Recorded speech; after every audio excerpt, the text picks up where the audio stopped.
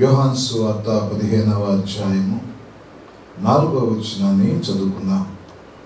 నా యందు నిలిచియుండుడి, మీ యందు నేనును నిలిచియుందును.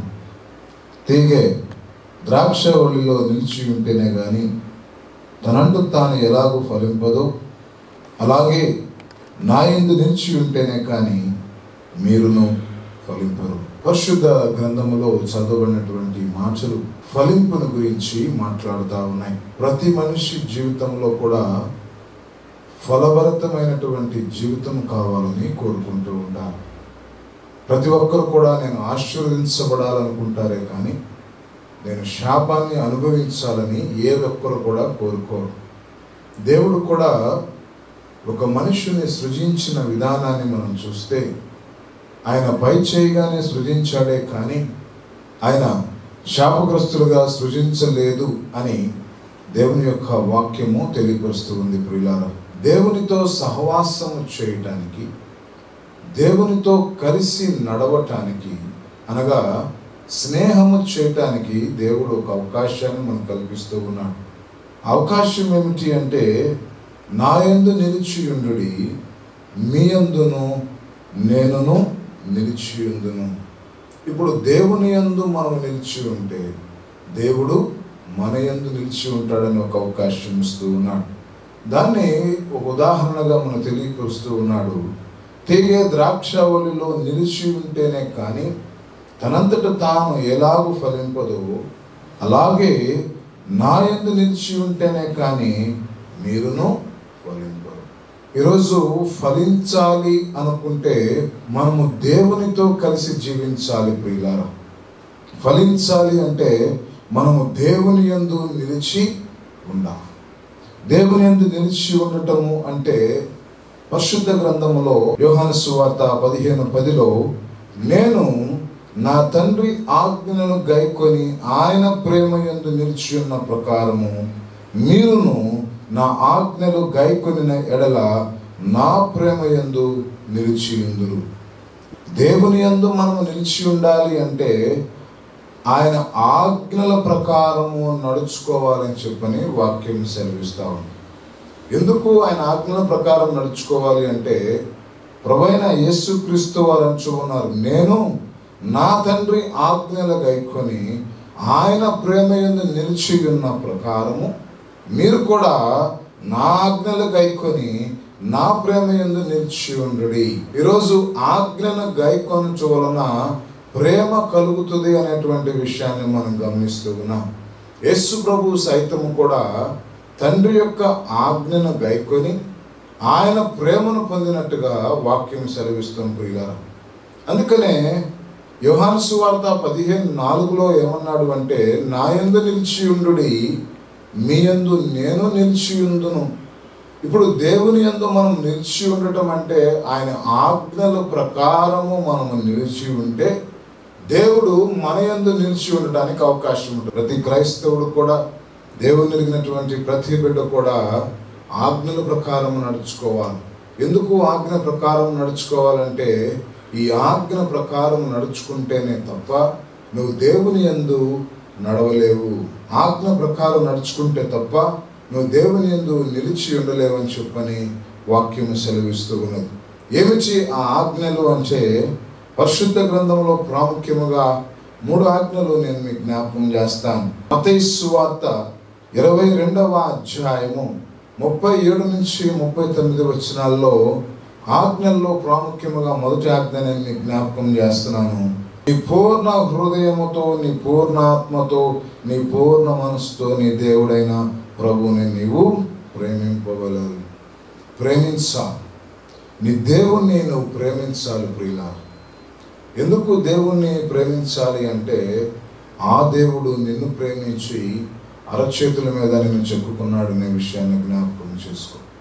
దేవుడు నీ కొరకు కల్వరి శిలువలో తన యొక్క శరీరమును ఆఖరి బొట్టును చిందించాడు. ప్రియులారా, ఈ లోకంలో ఎన్నో మనకు నచ్చినవి ఉంటాయి, కానీ మనకి ఎన్నో చాయిసెస్ ఈ లోకంలో ఉంటాయి, కానీ దేవుడికి ఒకటి నచ్చుతుంది. ఏమిటి అదంటే అది నీవే.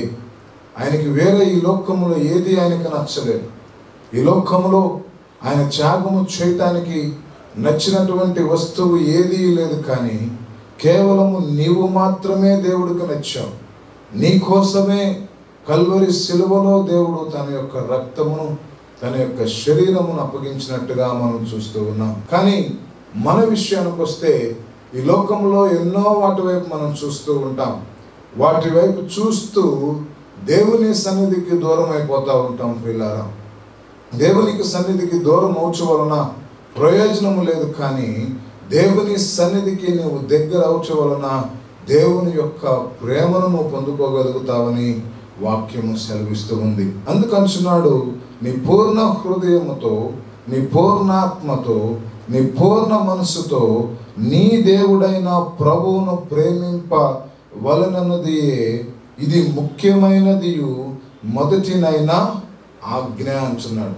అన్నిటినీ పక్కన పెట్టి నువ్వు మొదటిగా ప్రేమించాల్సింది నీ తండ్రి అయినటువంటి దేవుని. ఆ దేవుడు నిన్ను అరచేతుల మీద చెప్పుకున్నాడు. ప్రియులారా, ఆ దేవుడు తన పోలిక చొప్పున నిన్ను రూపొందించుకున్నాడు.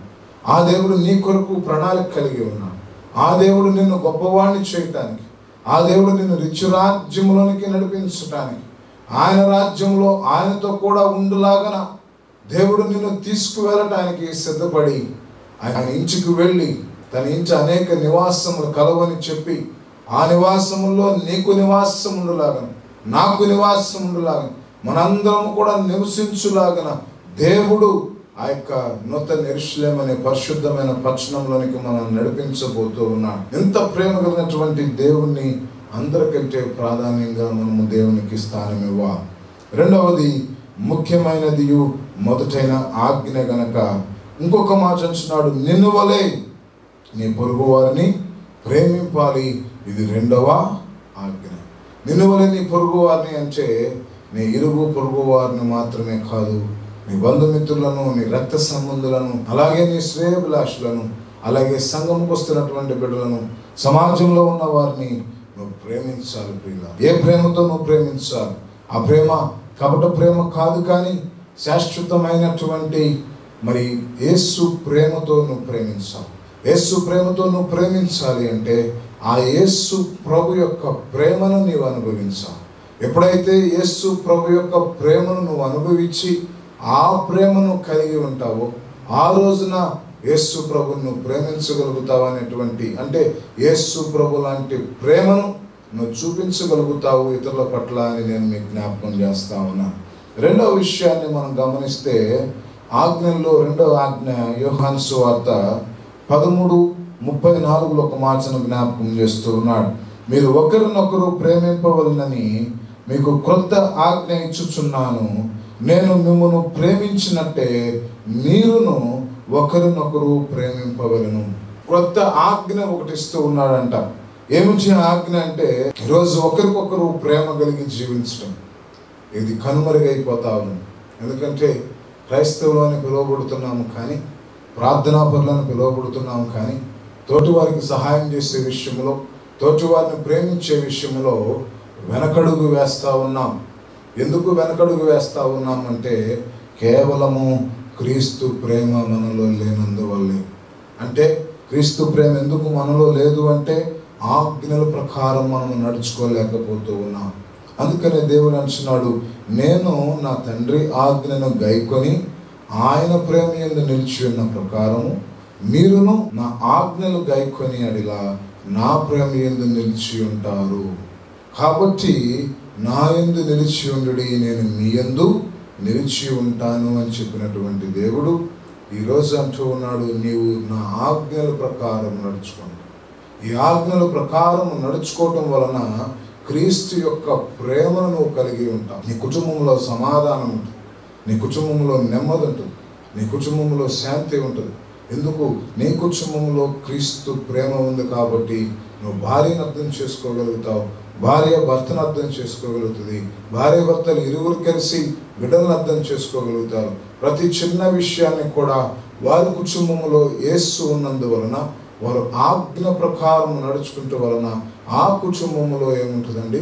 సుఖ సంతోషములు, శాంతి సమాధానాలు నెలకొల్తారు. ఈ యొక్క సుఖ సంతోషములు, శాంతి సమాధానము లేనటువంటి ఎన్నో కుటుంబాలను మనం చూస్తే వారు దేవుని ఆజ్ఞను ప్రకారం నడుచుకొనక వారు క్రీస్తు ప్రేమను పొందలేక చాలామంది క్రైస్తవ కుటుంబాలు ఈ రోజున అసమాధానంగా జీవిస్తూ ఉన్నారు.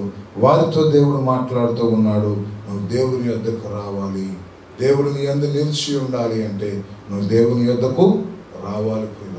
నువ్వు దేవుని యొద్దకు వస్తే దేవుడు అంచు ఉన్నాడు, ద్రాక్షవల్లి తనంతట తాను ఎలాగో ఫలించదో అలాగే నా యందు నిలిచి ఉంటేనే కానీ నీవు ఫలించు. ఎంత కష్టపడినా కూడా వారిలో ఆనందం ఉండటం లేదు, మనశ్శాంతి ఉండటం లేదు, నెమ్మది ఉండటం లేదు. ఎందుకు నెమ్మది లేదు, ఎందుకు ఆనందం లేదు, ఎందుకు సంతోషము లేదు అంటే కేవలము ద్రాక్షావళిని నేను తీగలు మీరని దేవుడు చెప్తూ ఉన్నాడు, ఆయన యందు నిలిచి ఉండాలని చెప్తూ ఉన్నాడు. కానీ మనము మన యందు అంటే మన జ్ఞానమునందు మనం నిలిచి ఉంటున్నాం, మన తెలివితేటలందు మనం నిలిచి ఉంటున్నాం, మన కంటికి కనబడే వాటి వైపు మనం చూస్తూ ఉన్నాం. మనమే ప్రతి ఒక్క సమస్యని సాల్వ్ చేసుకోగలుగుతామని మనం అనుకుంటున్నాము, కానీ ప్రభు మీద మటుకు మనం ఆధారపడలేకపోతా ఉన్నాం. అందుకని దేవుడు అంటూ ఉన్నాడు, ఆజ్ఞ అనేటువంటిది చాలా ప్రాముఖ్యమైనటువంటిది పిల్ల. ఈ ఆజ్ఞల ప్రకారము మనం నడుచుకోవాలి. దాంట్లో 3వ ఆజ్ఞ నేను మీకు జ్ఞాపకం చేస్తా ఉన్నాను. 2వ యోహాను 1వ అధ్యాయము 6వ వచనం అంటున్నాడు, మనం ఆయన ఆజ్ఞల ప్రకారము నడుచుటయే ప్రేమ. మీరు మొదటి నుండి వినిన ప్రకారము ప్రేమలో నడుచుకొనవలనను అనున్నదియే ఆ ఆజ్ఞ. ఏంటి ఆజ్ఞ అంటే ప్రేమలో నడవటమే ఆజ్ఞ. మనం ఆయన ఆజ్ఞల ప్రకారము నడుచుటయే ప్రేమ. ఈరోజు క్రీస్తు ప్రేమను చూడాలనుకుంటున్నావా? క్రీస్తు ప్రేమను రుచి చూచి ఆ ప్రేమను నీ కుటుంబంలో నువ్వు పంచాలనుకుంటే ఆజ్ఞ ప్రకారం నడుచుకోవాలని దేవుడు సెలవిస్తా ఉన్నాడు ప్రియులారా.